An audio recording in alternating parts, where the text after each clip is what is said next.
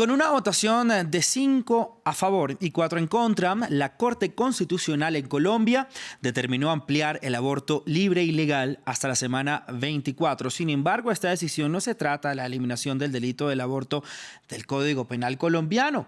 Esta práctica seguirá siendo castigada luego de las 24 semanas cuando no se trate de las 3 causales ya existentes en las que se puede abortar por malformación del feto, abuso sexual a la mujer y riesgo en la vida de la madre. El aborto es la 4ª causa de mortalidad materna en el país y se calcula que de los 400.000 abortos que se realizan en Colombia al año, menos del 10% son llevados a cabo en instituciones sanitarias con garantías.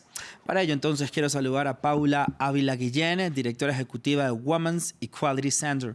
Gracias por estar con nosotros en Directo América de France 24. Paula, le pregunto entonces la importancia de esta medida para la mujer y personas gestantes en Colombia.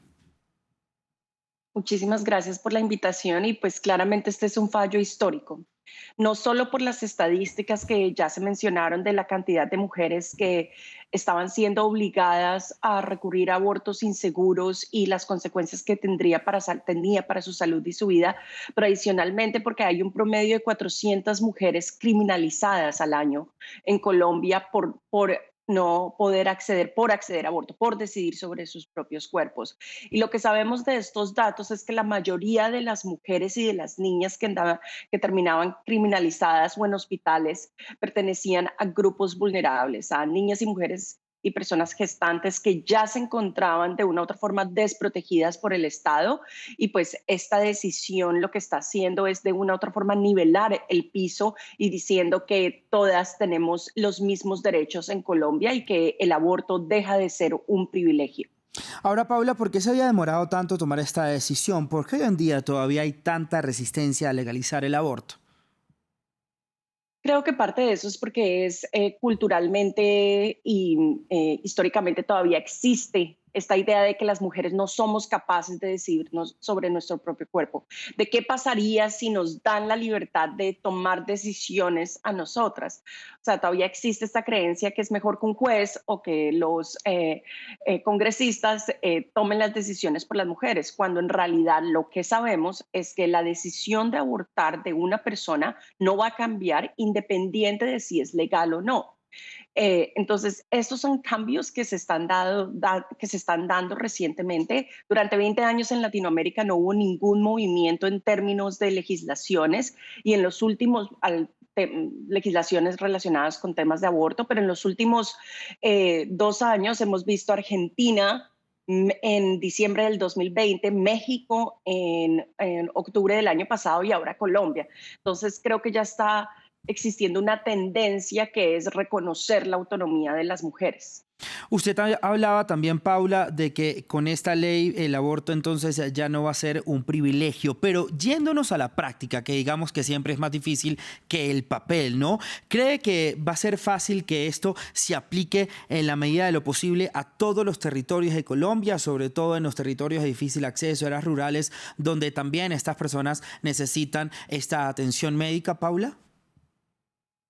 Pues la implementación de las leyes siempre es un reto, sobre todo en la parte rural. Eso lo hemos visto en el caso de Argentina, que pasó la ley en diciembre del 2020, pero definitivamente el hecho de tener una sentencia tan amplia como la de la Corte, una de las más progresistas que existe en el mundo y definitivamente la más progresista en América Latina, va a facilitar esa implementación. Tenemos que esperar a leer el fallo completo con respecto a las órdenes específicas que da para la regulación, y eso va a ser súper importante, pero considero que los lineamientos que ya conocemos de la Corte son lo suficientemente amplios precisamente para ampliar y para asegurar esa implementación. O sea, en vez de dar unos lineamientos muy chiquitos y muy específicos, la Corte está dando unos lineamientos amplios para facilitar esa implementación en en las zonas rurales.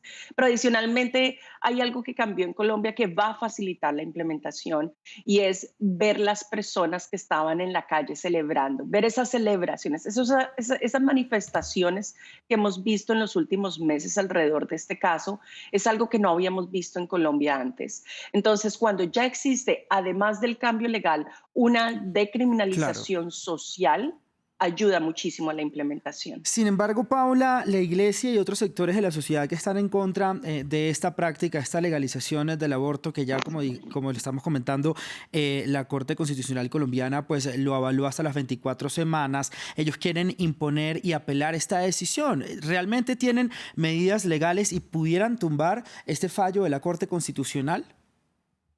No, la Corte Constitucional es el máximo tribunal que existe en Colombia y es el tribunal encargado de evaluar si hay leyes o no que están de acuerdo con la Constitución colombiana. Y cuando hay un fallo de la Corte, realmente no existen recursos de apelación contra ese fallo.